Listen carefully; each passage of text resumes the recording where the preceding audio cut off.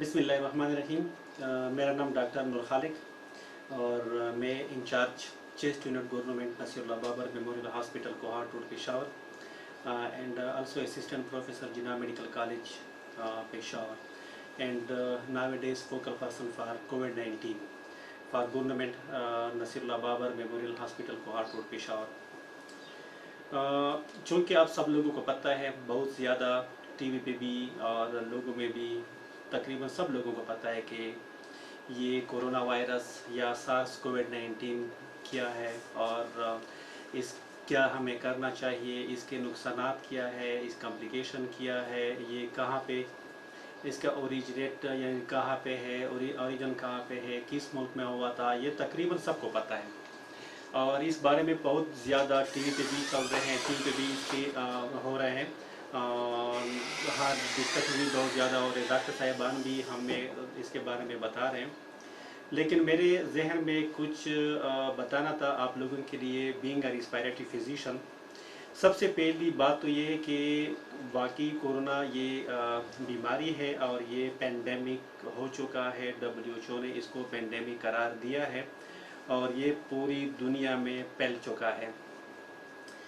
Corona के 3 symptom है जो बहुत ज़रूरी है और ये अगर 3 सिम्टम किसी भी मरीज़ में हो तो हम इस शक करते हैं कि ये कोरोना हो सकता है। इन 3 में सबसे पहला है बुखार, दूसरा है खुश्क खांसी और तीसरा है थकावट। ये 3 चीज़ें कोरोना के मरीज़ के लिए ज़रूरी है। और साथ ही दूसरे भी कुछ इलामात हैं, लेकिन वो तो बाकी बीमारी में भी हो सकते हैं, फ्लू में भी हो सकता है और ये कॉमन कोल्ड में भी हो सकता है और ये अस्थमा में और COPD में भी ये आ सकते हैं। लेकिन कोरोना के लिए ये 3 चीज़ें बहुत ज़रूरी हैं। इसके साथ एक और चीज़ भी बहुत ज़रूरी है कि आपका कांटेक्ट हो चुका है, क्लोज कांटेक्ट हुआ है कोविड-19 पेशेंट के साथ जो सस्पेक्ट था या पॉजिटिव था, या आपके फैमिली कोई मेंबर है इसके साथ आपका हो चुका है, आप उनके साथ मिल चुके हैं, कांटेक्ट हो चुका है, तो फिर हम शक करते हैं ऐसे पेशेंट पे। ये 3 चीज़ें 3 सिम्टम अगर किसी भी पेशेंट में हो तो हम इसको हम कहते हैं सस्पेक्ट। फिर इसको हम काउंसलिंग भी करते हैं, पेशेंट के टेस्ट भी करते हैं ताकि हमें पता चले। लेकिन मैं एक और बता दूं, टेस्ट आजकल जो टेस्ट आ रहे हैं इस पे हम होली सोली डिपेंड नहीं करते, पेशेंट के क्लिनिकल हिस्ट्री पे डिपेंड करते हैं। अगर एक पेशेंट है उसको ये 3 सिम्टम हो और साथ ही उसके ब्लड इन्वेस्टिगेशन में CBC टेस्ट है या स्पेशल स्मेल हम करते हैं, उसमें TLC उसका कम हो या लिम्फोपीनिया कम हो या CRP लेवल ज़्यादा है या D डायमर ज़्यादा आ रहा है या सिर्फ फेरिटिन लेवल ज़्यादा है या LDH लेवल ज़्यादा है, और साथ ही एक्सरे में फाइंडिंग है, एक्सरे फाइंडिंग में ग्राउंड ग्लास ओपेसिटी है या हैज़ है बायलेटरल मिड लोअर जोन में, तो हम कहते हैं कि ये पेशेंट्स है कोविड-19 का। अगर एक पेशेंट है इसमें डरने की कोई बात नहीं है।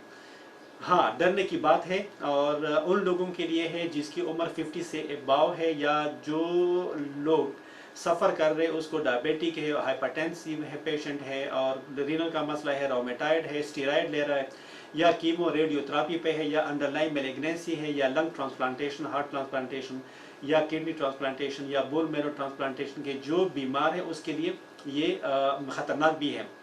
लेकिन जो चीन में स्टडी आ चुका है जो मेरे ख्याल में 76,000 पे आ चुका है, उसमें वो ये कह रहे हैं कि 30% एसिम्प्टोमेटिक होते हैं, यानी 30%, 100 में से 30 लोगों को अगर ये बीमारी भी है तो उसको ये 3 इलामात नहीं होते, और साथ ही जो 50% लोग हैं उसमें से माइल्ड कुछ न कुछ इलामात आ जाते हैं जो मैंने बता दिए।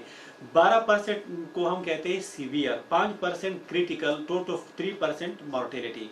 ये WHO और चीन में जो स्टडी आ चुके हैं ये प्रिवेलेंस है, तो इस वजह से हर एक पेशेंट के लिए ख़तरनाक नहीं है उन लोगों के लिए जो मैंने बता दिए। और साथ ही आजकल लोगों में ये बहुत ज़्यादा लोग डरते हैं कि मुझे आस्थमा है या COPD का पेशेंट है या मैं दिल का मरीज़ हो तो इसके में मुझे क्या करना है। COPD, आस्थमा और दिल के मरीज़ को चाहिए, मेरा सबसे पहला जो हिदायत है, जो नसीहत है आप लोगों के लिए वो ये कि खुदा के वास्ते घर से ना निकलो, घर से ना निकलो, घर से ना निकलो। अपने कंसल्टेंट से टेलीफोन पे रब्ता करें या घर में जो आप रेगुलर यूज़ कर रहे हैं, जो मेंटेनेंस डोज है जो रेगुलर यूज़ कर रहे हैं आप, उस मेडिसिन को आप जारी रखें। बवक्त ज़रूरत आपके पास जो डॉक्टर साहब ने जो रेस्क्यू मेडिसिन बता दिए हैं, वो हो स्टेरॉइड है, वो हो जो दूसरे शॉर्ट एक्टिंग बीटा 2 एगोनिस्ट है, या आपको बुखार है, दूसरे जो एंटीबायोटिक है वो घर में आप यूज़ कर सकते हैं। डॉक्टर के पास ना जाया करो।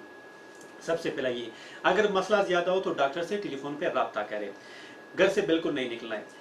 3 चीज़ें जिस तरह हम कहते हैं कि कोरोना के लिए ज़रूरी है, वो इलामात जो मैंने पहले बता दिए थे, उसमें खांसी है, बुखार है और थकावट है। इस तरह दमा के लिए भी 4 चीज़ें बहुत ज़रूरी हैं। वो ये है कि इसमें खांसी भी है, उसमें जो बिस्लिंग साउंड होता है वो भी होता है, और इसमें चेस्ट टाइटनेस और शॉर्टनेस ऑफ ब्रेथ यानी सांस का फूलना, ये 4 चीज़ें अस्थमा के लिए ज़रूरी है। अब सवाल ये राइज होता है कि मैंने किस तरह डिफरेंशिएट करना है कि मैं कोरोना का पेशेंट हो या मैं अस्थमा का। अस्थमा वाले मरीज का जो मसला होता है वो पहले से होता है, खानदान में होता है, उससे पहले डॉक्टर ने उसको कहा होगा कि आपका अस्थमा है। और अस्थमा वाले मरीज के साथ उसको जो जुकाम भी होते हैं, नेजल ऑब्स्ट्रक्शन हम इसको कहते हैं, वो भी होता है, खारिश भी साथ साथ होता है। ये चीज़ें अस्थमा वाले, और फैमिली हिस्ट्री और सीजनल वेरिएशन, सीजन के साथ ये चेंज होता रहता है और ज़्यादा होता है सीजन के साथ। लेकिन जो कोरोना वाले मरीज होते हैं उसमें टेम्परेचर ज़्यादा होता है। अस्थमा वाले मरीज में टेम्परेचर तकरीबन नहीं होता, अगर होता है तो हम कहते हैं सुपरहेटेड इन्फेक्शन की वजह से हो सकता है, लेकिन ज़्यादातर अस्थमा वाले मरीज में टेम्परेचर नहीं होता। और अस्थमा वाले मरीज में ये थकावट भी नहीं होता। और अस्थमा वाले मरीज में जो खांसी होता है वो ज़्यादातर अर्ली मॉर्निंग या लेट नाइट उस वक्त ज़्यादा होता है। और जो कोरोना वाला मरीज है उस तकरीबन 5 दिन में 5-6 मरतबा हैकिंग कफ होता है, वो कोरोना वाले मरीज में होता है। और साथ ही जो शॉर्टनेस ऑफ ब्रेथ है वो दोनों में होता है, लेकिन अस्थमा वाले मरीज में कभी होता है और कभी नहीं होता। एक और चेस्ट टाइटनेस ये कि इसमें नहीं होता, लेकिन कोरोना वाले मरीज में जो होता है एक बैंड होता है या प्रेशर होता है चेस्ट के अंदर, वो हो सकता है, वो लोकलाइज होता है। बाकी अस्थमा वाले मरीज में वो हम कहते हैं कि वो हैवीनेस इन चेस्ट वो साथ होते हैं। तो इस वजह से अस्थमा और कोरोना वाले मरीज तकरीबन बिहेव लाइक सेम, लेकिन बुखार में कोरोना में ज़्यादा होते हैं, अस्थमा में बहुत कम होता है। एक दूसरी बात ये होता है कि आजकल लोग ज़्यादा ये क्वेश्चन पूछते हैं कि हमें अस्थमा के लिए जो इनहेल कार्टिकोस्टेरॉइड यूज़ करते हैं वो यूज़ कर सकते हैं कि नहीं कोरोना में। बिल्कुल यूज़ कर सकते हैं। अस्थमा का इलाज छोड़ना बहुत ज़्यादा खतरनाक है as compare to corona virus. अगर एक पेशेंट है वो अपना मेडिसिन छोड़ देता है, अस्थमा वाला पेशेंट है, तो वो एक्यूट एक्सरबेशन में चला जाता है, और जब एक्यूट एक्सरबेशन में चला जाता है तो पेशेंट को बहुत ज़्यादा नुकसानदेह होता है। इस वजह से कोरोना इतना ख़तरनाक नहीं है, लेकिन अस्थमा और COPD वाले मरीज जो दवाई बंद करते हैं, जो कंट्रोलर मेडिसिन है, अगर वो बंद कर ले तो वो बहुत ज़्यादा खतरनाक होते हैं। आप यूज़ कर सकते हैं इनहेल कार्टिकोस्टेरॉइड भी यूज़ कर सकते हैं, और शॉर्ट यानी 7 to 10 डेज के लिए आप ओरल स्टेरॉइड भी यूज़ कर सकते हैं। इसका कोई साइड इफेक्ट नहीं है। ये स्टडी से साबित हो चुका है, पूरी दुनिया में ये स्टडी हो चुका है। इनहेलर आप यूज़ कर सकते हैं, और 5 to 10 डेज के लिए आप ये जो ओरल स्टेरॉइड है ये भी यूज़ कर सकते हैं। इसमें कोई ऐसी बात नहीं है। अब बाज़ लोग ये भी पूछते हैं कि मैं क्या जो मेरी एलर्जी के नेज़ल ऑब्स्ट्रक्शन है, राइनोडिया, इसके लिए मैं नेज़ल स्टेरॉइड यूज़ कर सकता हूँ या ना। ये भी आप आसानी से यूज़ कर सकते हैं, लेकिन सिर्फ ये जो इनहेलर आप यूज़ करते हैं वो सिर्फ आप ही के लिए होगा। और जब एक मरतबा यूज़ हो जाए, इसका जो ढकना, इसका जो हेड है, आपने उसको टिश्यू से साफ करना है, क्योंकि इसका जो एरोसोल है वो इतने ज़्यादा नहीं होते एज कम्पेयर टू स्नीजी। और बाकी ये कि COPD वाले पेशेंट के लिए भी यही हिदायत है, और दिल के मरीज़ के लिए भी यही हिदायत है। इस पर आप लोगों ने अमल करना है, और ज़्यादा से ज़्यादा कोशिश ये कर ले कि मास्क यूज़ किया करें, घर से मास्क के बाहर ना निकले, और अगर ज़्यादा भी ज़रूरी हो तो घर से ना निकले। ज़्यादा ज़रूरी हो तो आप निकल सकते हैं, लेकिन फुल प्रिकॉशन के साथ, फुल PPE के साथ, पर्सनल प्रोटेक्टिव इक्विपमेंट के साथ। फॉर एग्जांपल आपके ग्लव्स हो, आपने मास्क भी पहना हो, आपके साथ हैंड सैनिटाइज़र भी हो, और कोशिश ये करें कि किसी के साथ हाथ ना मिलाएं। लेकिन अगर मजबूरी की सूरत में हाथ आपने मिलाया तो मेहरबानी करके फ़ौरन इसको धोया करें, और फ़ौरन हैंड सैनिटाइज़र से इसको साफ़ करें।